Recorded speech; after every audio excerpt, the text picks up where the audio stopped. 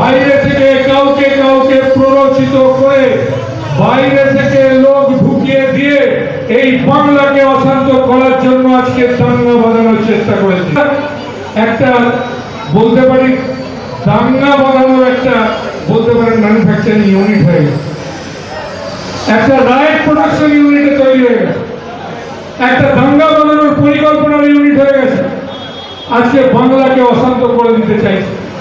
আমি তাই আপনাদের বলবো, সকল সম্প্রদায়ের মানুষকে বলবো, জেনে রেখে দিন, যতদিন মমতা ব্যানার্জি বাংলার বুকে বেঁচে আছে ততদিন কেউ কোনো সম্প্রদায় হানাহানি করতে পারবে না এই বাংলার বুকে।